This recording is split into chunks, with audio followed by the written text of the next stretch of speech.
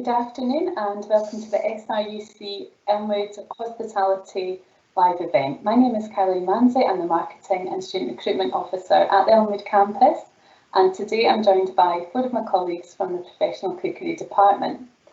What's going to happen shortly is they'll introduce themselves to you and then they'll go into a presentation to explain everything that we offer at the college and the facilities and the courses.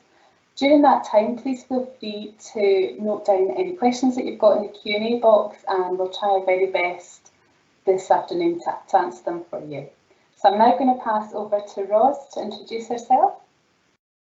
Hi everybody, my name's Ros Graham. I'm one of the hospitality lecturers at Elmwood.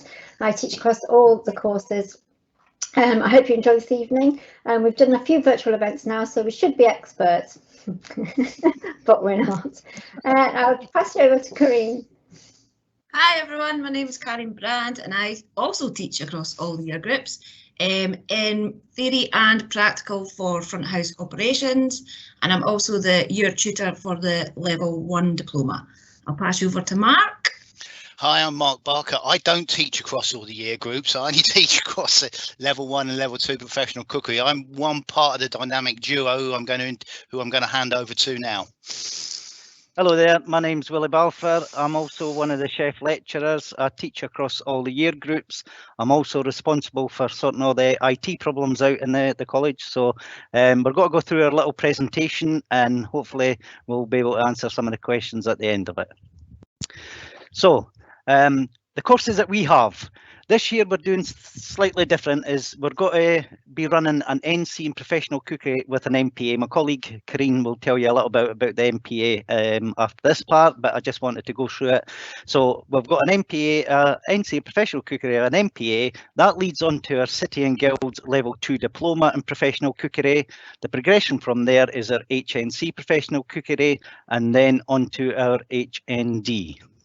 So what's involved in the courses? Well, the NC professional cookery, the practical skills kitchen, that's all your basic food preparation, cookery processes, butchery work, fish filleting work, stocks, sauces, pastries, breads. So it's across the whole genre of working in a professional kitchen. So you'll learn all your basic skills from that. We also have the food hygiene and health and safety, which is compulsory when you're working in any establishment in industry. So we give you the qualification in these. Working in the hospitality industry, what that is you understand where the different dynamics of the hospitality industry, the bistros, the restaurants, 5-star restaurants, 4-star restaurants, the makeup of the kitchen, who's in charge, the responsibilities, the duties, and it gives you an insight to what's out there and what people actually do within the hospitality industry. One of the new units that we're quite excited about this year is the food production development. Again, my colleague Mark will go into that in a little bit more detail further on.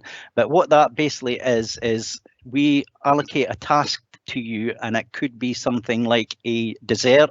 And what you have to do is look out the structure of the dessert and then look at the main elements that's in there and then change it for a lifestyle or a dietary requirements. You then have to market it and do a food test on it and a food tasting session. So it's quite a good one there.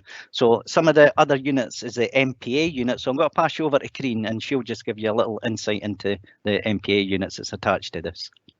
So developing customer care in hospitality, you'll be identifying different types of customer, identify their needs and expectations, and look at their importance to the hospitality industry. And you'll also be applying these customer care skills through practical sessions.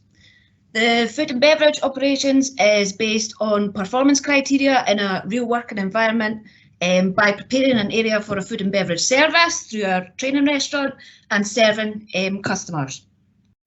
The food service style unit, you'll be covering a range of different service styles and looking at their key features and customer expectations. Again, it's largely based on performance criteria in a real working environment. I'll just pass on to Mark.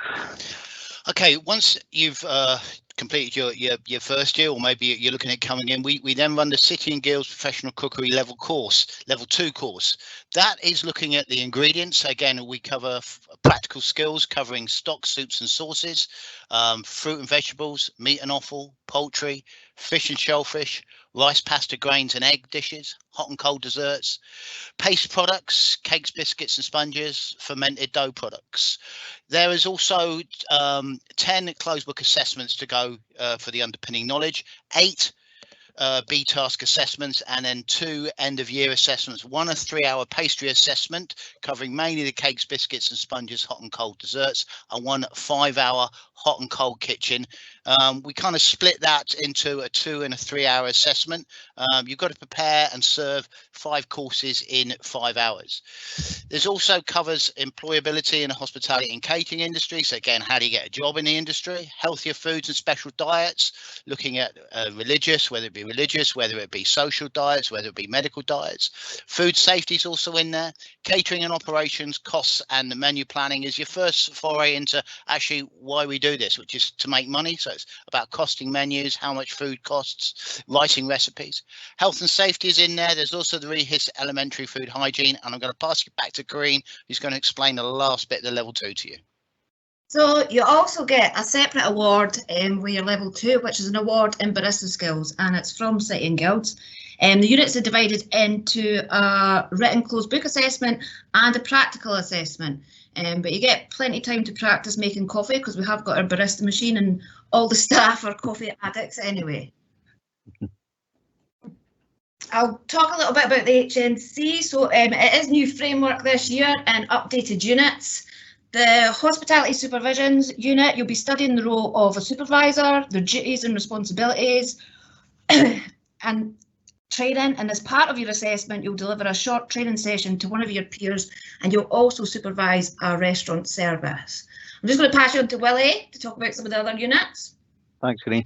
Right, like Careen says, we have updated this, so it's new content that's in here, and it's taking into consideration current trends, what's happening in the industry, and in hospitality we have to keep evolving, and it's the same as our courses. This is what we're trying to do, keep abreast of all the challenges that's ahead. So the professional cookery practical knowledge, that's taking the steps from the level 2 and thinking about the dishes as a whole. You know, when you're compiling these dishes, thinking about different flavours, colours, textures, the things that go together, it's understanding that. You'll be involved in butchery work a little bit more extensive than you did in previous years, and also you'll be working with games, so we've got a large range of foods that you have to work with to cover that.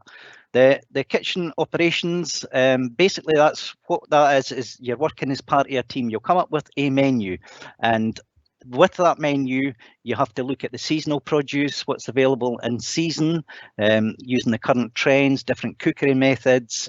You'll do all the planning for that. You'll do the recipes, you'll do the menu, and you'll also organise your brigade. What that basically means is your colleagues working in the realistic working kitchen that we say that we've got, and you'll be leading that team all the way through. So from the start to the finish of an event, you'll be leading the team.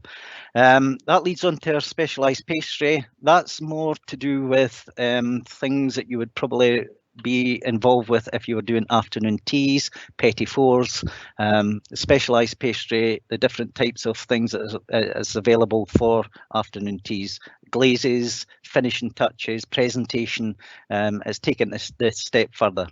Your plated dessert, again, it's changing all the time. Different plate up techniques, different cookery processes are involved, so we try and go through all the different ones. You'll be making like custards, tarts, you'll be making puddings, set desserts, and it's all about the garnishing, the plating up, and the little elements that go with it.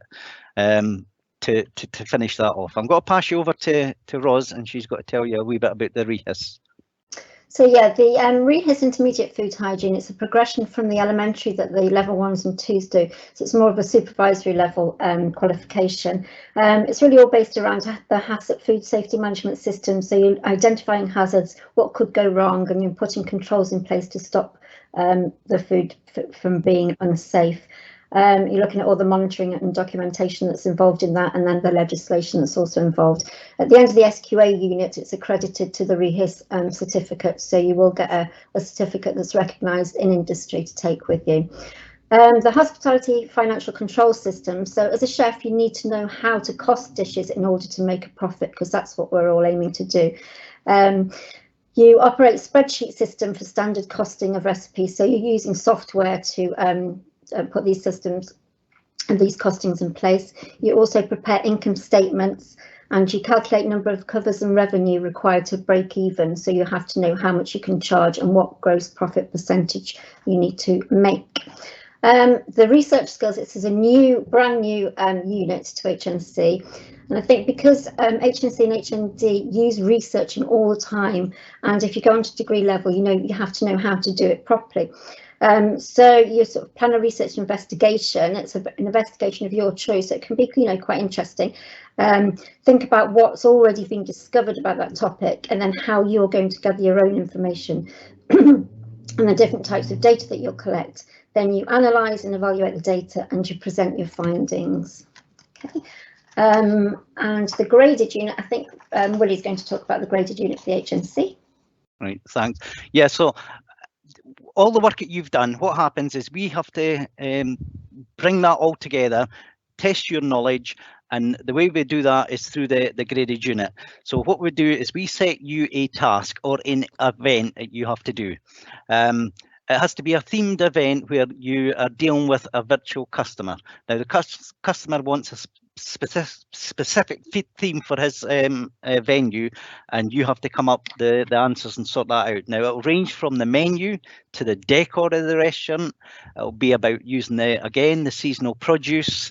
It'll be about writing the recipes, organising the kitchen. So it's like a bigger step where you're taking the whole of the stuff that you've learned in your HNC, bringing it all together, and then of course that's graded. So it's a pass and an ABC grading on that. So obviously the more work that goes into that, the more the better the grade. So that's where it comes together. But it's an accumulation of all the hard work that you've actually done and putting that together. That then progresses on our HND professional cookery course. Now the practical pastry one there, again, each step that we do in the different courses gets a step higher up the ladder and gets a little bit more difficult. So the practical pastry unit that we do here, it's all about bigger scale catering. So you're looking at the largest the bigger picture and how you would actually cater for a larger function within part of your team. So you'll be working with your team, and then you work as part of your team to come up with an event using the pastry knowledge that you've gained throughout. Hospitality financial accounting, again, that's a step up. That's all about understanding the software.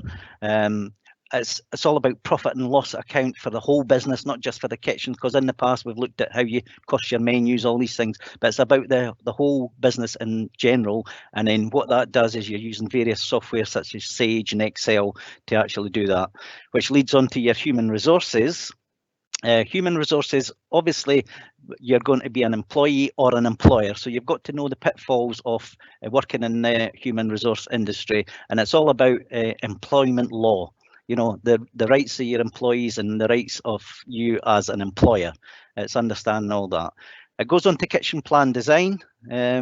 People want to start up their own business. You may find that you've found an old place that you want to do up, but how do you go about that?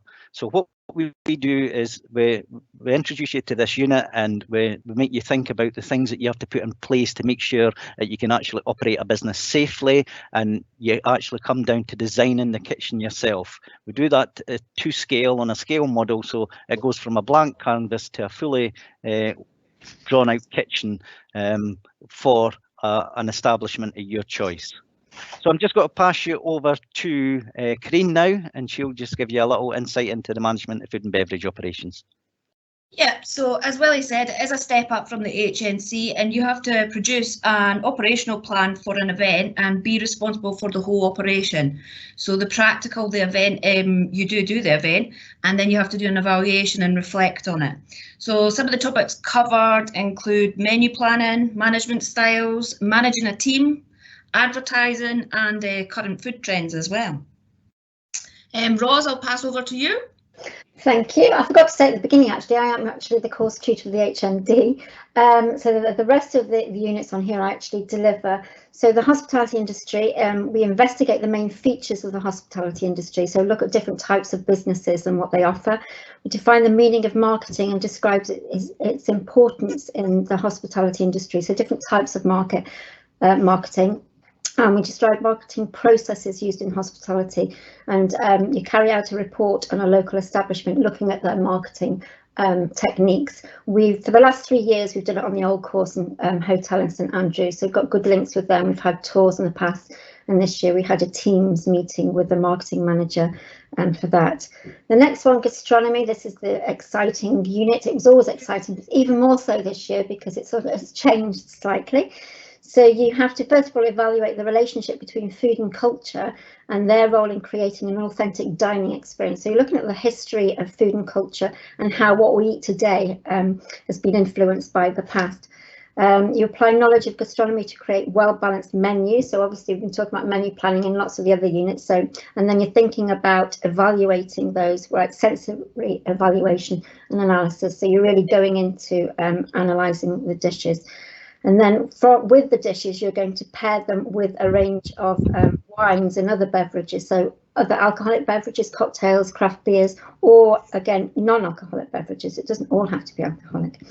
And then for the last part of that, we have to critically evaluate a gastronomic experience. So usually we go to a fine dining restaurant. This year, we probably won't be going out, but there's lots of things on offer this year. You know, fine dining restaurants are delivering. So we're looking at doing something like that for this year.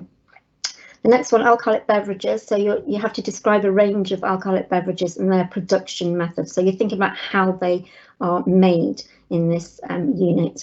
You have to think about how they're also served. And then a new bit for this update of units, you have to demonstrate an understanding of the history, production and service of a range of classic cocktails. I think that sounds so exciting. And I remember when I did my HNC, we had to do a training task, and I trained someone how to make a Bloody Mary and told them about the history of that. So I'm really excited about that bit, actually. Next one, work placement. This is all about getting your looking at yourself, looking at your strengths and weaknesses, putting a personal development plan together in a CV. So it's all going to be useful stuff that you will need to go and work in industry. And then you develop and enhance your personal and vocational skills in the workplace setting, and then you review and evaluate it. So we've had in the past, we helped to set up some work placements. Willie and Mark and Careen and myself got lots and lots of contacts. And Willie reminded me earlier, because I'd forgotten yes. those the Three Chimneys in Skye someone's been to, the Old Course Hotel, the Pete Inn. People have got jobs from these placements as well. But it's not just about being a chef. We've had 2 work with Mark as a project development chef on a work placement, and also front of house. Someone did a front of house in the Fairmont one year, and now she's in charge of afternoon teas there. So it can lead on to other things. Next one, applying marketing principles in travel and tourism. Again, and this is a brand new one. Very big on tourism at the moment, and the links with hospitality. Obviously, if you are a tourist, you will need somewhere to stay, you'll need somewhere to eat. So we're looking at the promotion of the hospitality industry and tourism together. What else is it? Oh yeah, the graded unit. So the graded unit, as Willie said, for the HNC is everything coming together.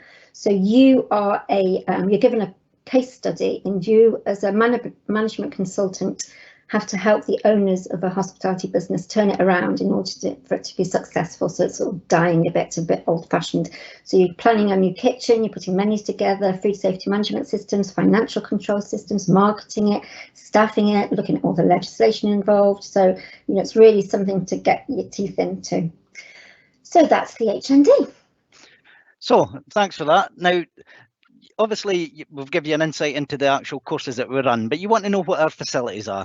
We're quite proud of the facilities that we have. We're on the top floor of the campus, so the views around the campus is absolutely fantastic from any of our kitchens, any of our restaurants. So what we have is we have 2 kitchens, 2 functional kitchens. We have a demonstration kitchen as well. We also have a bistro, and what we have is a real working environment. So our main kitchen is as you would find in any busy restaurant or well-equipped restaurant.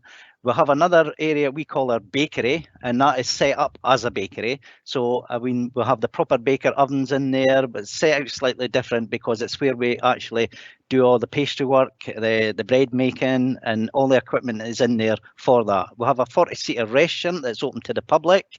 We're very proud of the restaurant. We're very proud of the students, how they work in the restaurant. It's a realistic working environment in there. And also we have our own Fairways Golf Club, Elmwood Golf Club. It's an 18-hole golf course. Our first year students get to go up there, and they'll work maybe one day a week up there on a rota basis, and it lets them see the other side of working in a busy golf club kitchen. We have fantastic collaborations with different departments in our area here. We're so lucky for the location that we have. Is we have a fantastic gamekeeping department. They work on the local estates, and as you can see in the picture here, what we get is some of the produce that comes off these estates. And I don't think there's another college that does it as good as what we have. What happens is there'll be a shoot, they'll go out in the shoot, and then we'll get a percentage of the product coming back to the kitchen. So our HNCs, because that's part of their coursework, get to work on this. So they'll have to dress the full animal and then butcher it all up and get ready and cook it. And we'll have an in-house competition that goes along with a gamekeeper. So we'll match a gamekeeper to a chef, and they come up with a product. Obviously it's kitchen led, but it's fantastic for the knowledge of the gamekeepers to be passed on to the chef and to allow that to happen. We also have an excellent horticultural department. We'll have our own greenhouses here, we'll have our own plots of land, and when they're in season, obviously the guys in the horticulture department, they'll grow some of the root vegetables that we use, also some of the more exotic vegetables and soft fruits that they have available, peppers, chilies, all that. So that all comes into the kitchen. So it's an excellent opportunity for the students in the hospitality department to go out and see how these things are grown and where they actually come from in their raw state, and we get to use this fantastic produce. Another one that's upcoming is everybody's getting quite interested into it, whether it's foraging for mushrooms or seaweed or anything like that. So what we do is we work with countryside management team. We'll have an excellent instructor called Tony, and he'll take the chefs out different seasons and show them what's available for foraging. Obviously there's big pitfalls with foraging. There's certain things that you don't want to eat, but Tony's excellent at guiding us in the ways of foraging and what we should be looking for and what we need to do. New to us, or new to not so much to the campus, but certainly it's opened up to the hospitality department, is aquaponics, and they're in the West Wing. So it's a private company that's on site, and they're growing new products, seedlings, micro herbs, all these sort of things. So it lets the students go down, see how they're grown, and then we get the benefit of actually using that fantastic produce in the dishes that we're producing on the campus. I'm going to pass you over to Mark now, and he's got to tell you a little bit about the collaboration with Food and Drink. Yeah, cheers, Willie. Well, the aquaponics feeds quite nicely into it because it's one of the projects we've been involved in. We work very closely with the Food and Drink team, which are part of the SRUC, the consultancy and food and drink research team based up in Aberdeen. At Elmwood, our primary function is food and drink NPD, and you heard this mentioned at the beginning. One of the modules in the new courses is NPD. NPD is new product development, so that's coming up with new food and drink products. It could be a completely new product. It could be writing a formula for that product, so a recipe. It could be reformulating it, so changing sugars, changing flours, making it healthier, making it plant-based. Primarily, we produce prototypes for small startup companies through a funding council innovation voucher. Students have an opportunity to be part of these sessions. We do between 8 to 10 of these projects a year, and over the last 2 to 3 years we have about 20 to 25 products that are now on supermarket shelves. And you know, you can go around, when I go around I think that one's mine, that's one of mine, that's one of mine. So it's great. And we've developed tonic water syrups, fermented drinks, fermented foods, low fat sugar and confectionery, plant-based chocolate, sugar-free chocolates, sauces, chutneys, jams, distilled non-alcoholic and alcoholic drinks, whiskey liqueurs. That's just to name but a few. Makes my head spin, it really does. Yeah. And that's without drinking this stuff. We collaborate with other sectors of the food and drink manufacturing supply chain. You know, our students have been given an opportunity to work with a major salmon producer up in the Highlands on a live brief for a major supermarket to come up with salmon dishes for them to include in their Christmas brochure in this year last gone. An amazing opportunity to do that. You know, we also work with other areas of research in food and drink, looking at functionality of certain foods. By functionality, we mean what an ingredient does. So looking at replacing certain ingredients with another ingredient. So how can we take sugar out? What can we replace it with? We work with places like the Rowett Institute, Aberdeen University, Queen Margaret University. We're also developing links with Abertay University. Some of our students have gone on to study there in food and nutrition and food and consumer science. You know, we do research in seaweed. We're one of the, our speciality is probably in seaweed at the moment. We develop a lot of seaweed products. We also help develop a lot of grain products, looking at the use of hemp and other seeds to replace proteins in food manufacturing. So again, really interesting. We have a sensory lab on site again that is part to use customer research. Again, you get an access, you'll get a chance to see it and have use of it. So again, food and drink development is something I'm passionate about. I really care about, and it's a fascinating field to be in. I know some of my colleagues think it's a bit weird and wacky, but no, it's great. This weird, also leads wacky. Perfectly on wacky, thanks. No, he thinks I'm a mad scientist. It's not. Food is science. What happens in a pan is not just cooking, it's science. You've got to blow that kitchen up one day, Mark. I know I will, but I flooded it several times when I was distilling, but we won't go into that. Yeah, we were distilling and managed to flood the kitchen. I think I managed to flood 2 floors as well. Anyway, I digress. Food and drink awards, Scottish Food Oscars. This is really big for us. We're really proud to be part of this and to have the opportunity. And as a student, you will get the opportunity to be part of this event that we run. There are over 300 companies or 150 companies, 300 products, 9 different categories, 2 days. The best of Scotland's natural larder. You know, from small SMEs to large multinationals, putting their food out there to be judged by the great and good of not just the Scottish, but the UK food industry. You know, a couple of years ago, as you can see in that photograph there, Jay Rayner, a well-known food critic, was there to assist with the judging. So it's amazing opportunity to be part of that and see the food that's coming, see what's happening. And again, it's a way of networking, meeting contacts, meeting people who may be able to help your career going forward. Well, I think that's me. How do I follow that passion there, Mark? Very difficult. Over to you, Roz. Yeah, thanks. Have you got your gin there? Yeah, a large bottle. No, well, Mark's kind of touched on this, but so Is all those links. Is that your own gin? We developed gin. I just do it myself in my back room. Yeah, Mark just touched on the industry links there and how it can help you progress. But if you didn't think that was all exciting enough, all these places that we visited in the past few years, and we can't actually fit them onto one slide. I was thinking about it earlier, actually. There's so many places that we go to because we're learning all about what's happening in the industry. So we have to go out and see it for ourselves. And make sure what we're doing in college is what people want in industry. So that's why we've got such good links with them.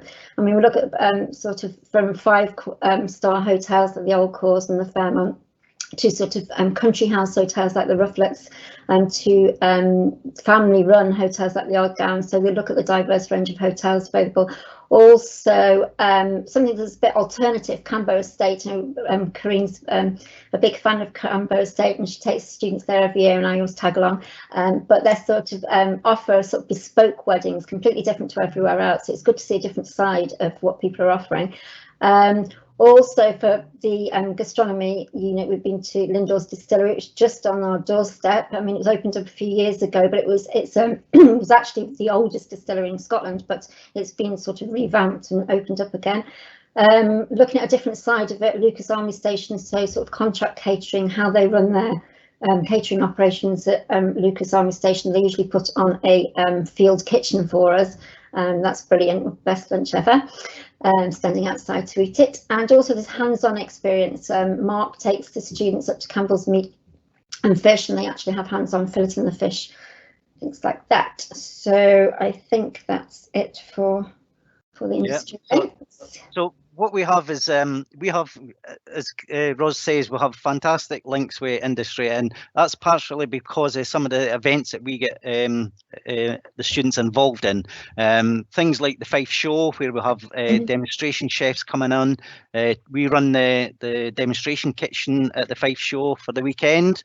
We also work closely with Save St Andrews. Now, what happens with Save St Andrews is they will award our students a bursary, and the bursary goes towards an individual student or to a group of students who want to further their career, maybe go across to France, or when it's permitted to go abroad, all these sort of things, and maybe see something slightly different to what they do in this country. And that bursary allows that to happen. But what we mainly do there as well is we hold a dinner, and it's a very prestigious dinner. Our students get the opportunity to work with local chefs, and each of the local chefs are responsible for a dish on that menu. And they'll take our students, or work with the students, whether it's in their restaurant or in the actual college, and to help produce that dish on the night. It's a fantastic atmosphere. It's very well attended by some of the most prestigious people in the food and drink industry, and it gets our students out there, gets them noticed, and allows them to show off and showcase their talent when they're doing this dinner. Guest chefs, well, obviously we love demonstrating to our students. We love being in the kitchen with the students. That's our passion, that's what we do. But we understand that there is specialists out there, students that we get to see different chefs, how they work. So we invite guest chefs, whether they come into the college or they do things online. We try and make it as varied as possible. People like Shona, she's a chocolatier, she has her own business. She came in and she was working with her students, showing them how to temper chocolate, make it in individual sweets, all the different sweets and chocolate products that they were actually doing. So people like Martin Hollis, who will come into the college and help during the assessments for our City and Guilds qualification, giving students little pointers, and just getting an industry view from that. And it's also a good networking from Martin, because he can actually see and pass out his little card, you know, and if he sees somebody that's actually got a bit of potential, then they could be working at the old course. I'm going to pass you again to Ros. She gets to talk about all the nice things all the time. I know, you thought it couldn't get any better. Yes. Just look at that slide. So Willie's just mentioned the Save St Andrews scholarship there. So it's sometimes awarded to a single student, sometimes to a group. And a couple of years we've had the scholarship to the HND group, and we also get a bequest, an amount of money from the Franco Society. So the Franco Society promotes Scottish and French culture, and they give money to various people every year to sort of enhance their experience of France and further their sort of work experiences. So we've put that money towards trips, and we've been to Paris and Nice on an educational trip at the end of the year. Obviously we couldn't go last year, but hopefully we'll be able to go, well, next year. It'll probably be now, but we'll do like food tours, taste all the local wines. We did a wine tasting with a local wine company when we were in Nice, and sort of getting to know the culture. And so by eating and drinking, what better than that? Very good, yeah. So Mark's got to take up the part of the competitions here. Yeah, I'm too busy looking out the window there, actually. I'm dreaming. Right, competitions. Wow. Yeah, well, it's a lovely evening, isn't it, really? I'm just watching the world go by and listening to you guys rattle on. Anyway, competitions, really important part. We view competitions as a vital experience, and as a student, you'll have the opportunity to take part in these competitions, both internally, such as the Deer Society or the Backs Game competition, or externally, such as the Breaks Scotland Student Chef Team of the Year. You try saying that, that's really difficult. The Skills for Chef Young Restaurant Team of the Year, the Young Scottish Seafood Chef of the Year, both individual and team competitions, you know, great to be part of. We believe that competitions allow you to test your skills against your fellow students. They allow you to develop new skills. They build your confidence. They're really character building. That's what I was told anyway. And you win some smashing prizes as well. It's a great way to network. It's a great way to meet people at the very top of our industry. And it is about networking. A lot of what we do is about networking. It's about laying these foundations for your career and giving you options. It can open doors for you. You know, these are student-led competitions. You know, we're there to assist you, guide, mentor you through the whole process. They are really, really good. And we're pretty good at these as well. We've got quite a good record in these. Mm-hmm. Not blowing my own trumpet, but I am. Well, someone's got to, guys. Come on. So this is some of our past students and what they've been up to. So we're very proud of our past students, and we do keep in touch with them. So we've got Duncan there, who won Chef of the Year, Scottish Chef of the Year in 2018 and 2019. Spud there, he won Game Chef of the Year just last year, and he's also a finalist for the Andrew Fairley Scholarship this year. So we're wishing him all the luck. There's also a picture there of one of our past students, Catherine Harper from Harper and Lime. She now runs her own catering business, and she also writes a blog and does restaurant reviews for the Courier, which leads me on to our tree. And I think Mark's going to talk about how it's not just about being a chef all the time. All the time. It's not just about being a chef. Why should a professional cookery course be about being a chef? It's not. It's about a passport to a career in food and drink, and we believe that food and drink is the way to go. We are passionate about food and drink, and we believe this course gives you the opportunity to explore all the avenues within food and drink. If our courses are the roots, the branches are all the areas where you can go into. So once studying with us, the world's your oyster. You might decide you want to go into education, so you may want to go and get a degree at Abertay or Queen Margaret University, or go and work at places like the Rowett or the James Hutton Institute. You might decide that manufacturing's a way for you. Someone needs to put the food on the shelf.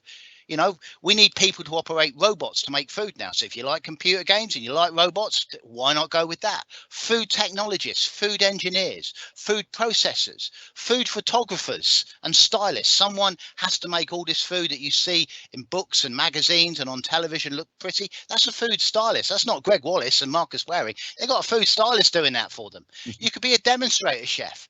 You could look into retail product buying foods for supermarkets. You may decide that hospitality is the way you want to go. Of course, why not? Restaurant managers, events managers, chefs, bakers, sommeliers, food and beverage managers. You may well decide that the entrepreneurial side, because SRUC and we are keen on entrepreneurs. And Careen talked about Catherine Harper, one of our students, an entrepreneur. There's an entrepreneur. Before, you know, it was thought if you wanted to be an entrepreneur in food and drink, you had to open a restaurant or a hotel, which took hundreds of thousands of pounds. You don't have to do that now. You could become a restaurant critic, a food blogger. There's supper clubs, there's pop-ups, there's street foods, there's food trucks, all are ways into food and drink. You might decide you want to make your own range of jams and chutneys and drinks and biscuits. You might decide you want to look at the other areas such as supply chain, or a food and drink consultant, or a dietitian, or a food researcher or consultant, the food laboratory technicians, or new product development chef. I mean, what a wonderful area to be in, and we're so lucky. And you guys are at the really start of this journey, and there's a whole tree out there for you to climb. I feel like wow, Mark, that was good. Yeah. Was that good? See, I don't just stare out the window. It's called, you know, conceptualizing, I believe we call it. So you can find us on social media, and we're on Instagram and Facebook, so you can go and have a look and see what our students have been getting up to. And I'll pass back to you, Caroline, I think. Hi there, yeah, thank you. I'm so hungry now. That was amazing. We've got some questions that have come in, so thanks very much. Thanks very much for getting in touch with some questions. I've got one here from Hayley. She's asking if there's still places available this year, 2021. Yes, we still have places on the courses. We've still got places in the first year and the second year, and the HNC, HND. So obviously how you go to apply depends on what course it is. Obviously, if it's a HNC or a higher one, you have to do it through, is it SAS we do it through? UCAS. Yeah. UCAS, sorry. But the other ones, I believe you just apply online through our internet, the Website. I don't know. That website, yes, through the internet. It has been a long day. I sound like my granddad, through the internet thingy. Yes, that but internet the thing, the you know, answer- that technology thing, you know, that, yeah, yeah, but on the yes, line. yes, we do have. The answer to that is yes. And if you do follow us on Instagram and Facebook, Careen's always putting links onto everything, so so you can apply through some of Careen's links. She's the social media queen. The next question I've got through is, what PPE and equipment does the college provide, and what will I need to bring? That's a good one.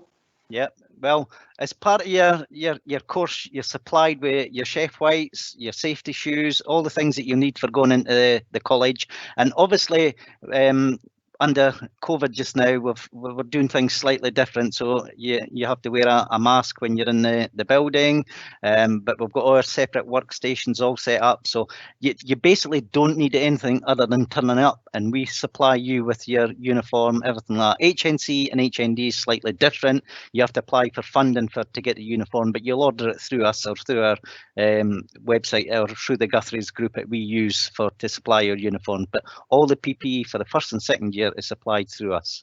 You do need to bring a sense of humour and an open mind. Definitely. Yeah. I've got another question. This is Jamie's been in touch. How many places are there on the diploma courses? Maximum. Yeah, so our target, because obviously you have to think about restrictions for the kitchen, but we tend to go by about 12 for each of the courses, but Willie, we've had 15 before on the level 1s and 2s, haven't we?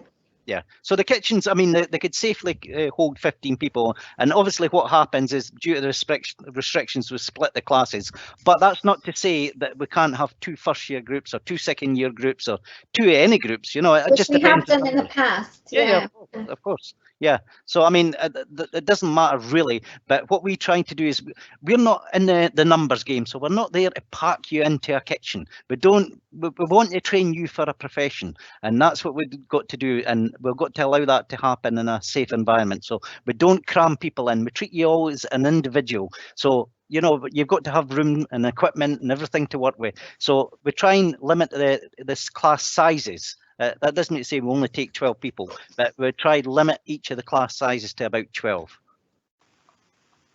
I hope that answers your question, sorry. I think it does, yeah. The next one, Jamie's been back in touch. Any tips on skills to practice at home if you don't have a lot of kitchen experience? Knives. Chopping, slicing, dicing, cutting. Practice with knives. Get used to handling a knife. Yeah, definitely. You know, get used to hot pans as well. Yeah, but knives, yeah, definitely. If it doesn't cost much to get yourself a knife and a chopping board, and just practice cutting your vegetables. And I mean, any experience at all, cooking at home, cooking for your family, you know, it's a life skill, not just a profession as well. You know, so there's so many things that you can actually be doing, and it could be something as simple as, you know, making soup, doing your own bread, and then you start getting a little bit more confident in the kitchen. Basically, it's understanding the structure of food, how you use it, and how to cook it. But mainly, it's about getting the good ingredients. You know, looking at the ingredients, looking at seasonal produce, and just practicing the kitchen. You know, there's no bad thing. Okay, we might all have a few bad dishes in us, but you know, there's nothing wrong with practicing and having a try in the kitchen. Why not? Speak for yourself. No bad dishes in you, Mark. Yeah, absolutely not. Perfectionist. Yeah, you got rid of all the records in them. Yeah. I just pass one to you. Another one that's come through. What would the timetable look like for the HNC this year? You can have that, Ros. Yeah, well, we haven't actually sorted that one out yet, but it'll probably be very similar to what it's been in the past. I mean, it's 3 days in college. That's what it usually is. I mean, we can't say the exact days at the moment because obviously we haven't done the timetables for next year, but it will be 3 days on campus, or 3 days, because it'll probably be blended learning next year, not actually on campus, will it? So there'll be 3 days of study. I'll put it like that. Yeah. Oh, Jamie's got another question. Good for the questions today. How much practical cooking time do you get per week? It depends on the course, really, doesn't it? So I mean, to be honest, the first and second year are practical based. I mean, they are quite heavy with the practicals. I would say probably about 60% of it is practical. Obviously there is theory and all the other units, and they're compulsory as well. They've got you can't just choose, oh, I'm just got to do the chefy part and do the kitchen. That all the other units that are in there is to make a rounded qualification. So each one is as important as other. So it's not just how much, you know, practical I'm going to do. It's you look at it as a holistic view of the overall of the whole course.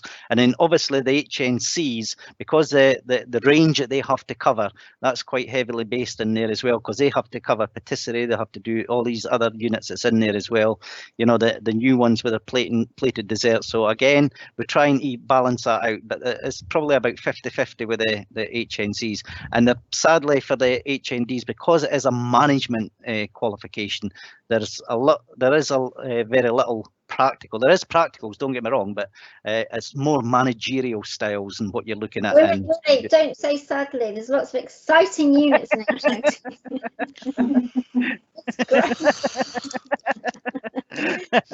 Sorry, did I nod off there? Sorry, I didn't mean. Sorry, Rose, I didn't mean sadly. Yeah. No, not sadly. Fair point of view. You know, we like being in the kitchen. From your point of view, you want men, but yeah. I just want everybody in the kitchen all the time. You know, so because we do, believe it or not, we actually love having students in the college and in the kitchens and doing it, regardless of what units you're going to be doing. Everybody is just as enthusiastic, whether it be theory or practical. That's well recovered, Willie. Yeah. The next one is my question, which is, what is your favourite part of the course to teach? And I'm going to ask Mark first. Any of the practical skills. I love teaching the practical skills. The basic fundamentals of gastronomy, you know, how to handle a knife properly, how to boil, how to fry, how to poach, how to steam, because without the basics, you can't go on to make all the pretty pictures on the plate. You can't make all the nice food unless you can get the fundamentals right. So I love delivering the basics because it's important. It's so important. It's like a house. You can't build a house without foundations. You can't cook unless you can do the basics right. Oh, that's brilliant. Follow that one. Ross, what would be your favourite? I'll follow that one. And I will say this, but it has to be gastronomy. And I'm so excited about next year because it's obviously a brand new course. A lot of it's similar to how it has been before, but obviously the sensory evaluation, which Mark will help with, he's into his sensory evaluations, and all the pairing of the food and drink, and even the alcoholic beverages, the history of cocktail. I think that sounds really exciting, so I'm really looking forward to that. But I have to say, this year, we've done obviously everything virtually, and the costing unit, the level 2s, I was dreading that costing unit, doing it online, but I've really enjoyed that. Really enjoyed that bit. What about you, Careen? What would be your favourite thing to teach? My favourite day of the week is restaurant service day. Like, I like the chaos and the no, I'm joking. No, Organised chaos. Organised chaos. No, I love restaurant service day. It gives the students a chance to work in a real working environment, and it's just really good. Restaurant service day and all the events that we do, which we've not done any this year, so until next year, hopefully we get them back up and running again. That'd be good. And Willie, what about yourself? Well, to be honest, I'm the same as Mark. I love basically working and doing any of the practical units, but also what I think is really good as well is the collaboration that we have with other departments, you know, so we get to actually use the best of the produce that comes into the kitchen, and then seeing the produce gone from a basic produce to a finished product on the dish. I mean, it really excites me. And to be honest, I'm the same as Careen. I love when we've got our restaurant days up and running, because although they're very busy, it sounds quite hectic, but the atmosphere is electric. I mean, the students being involved in it, a realistic working environment. It's as you would find. The camaraderie is absolutely essential when you're in a kitchen, and we bounce off each other. We keep everybody going, and the students do the same. You know, it's bonding, because we don't have great big huge classes. we can do that. You know, everybody's an individual. We get to know each other really well, and I think it's just a fantastic atmosphere. And to be honest, I'm biased, but I just love being in this college doing anything. I would sweep. I'd be happy enough. Well, I do actually sweep the floor, and I do a lot of the dishes as well. And your sleeping bags under the desk. Oh, that brings our questions to an end. Ros, would you like to close the event today? Yeah, well, just to say thank you to everybody. I hope everybody's learnt something and you've got a bit of an insight into our department, and you're as enthusiastic as we are about it all. So yeah, we hope to hear from you soon. And as Caroline said, oh, I've just gone off video, my video's stopped working. Sorry, I'm not being rude or anything. But yeah, so obviously Caroline's told you how you can apply, and if you need to get in touch, do so, and can answer any more questions.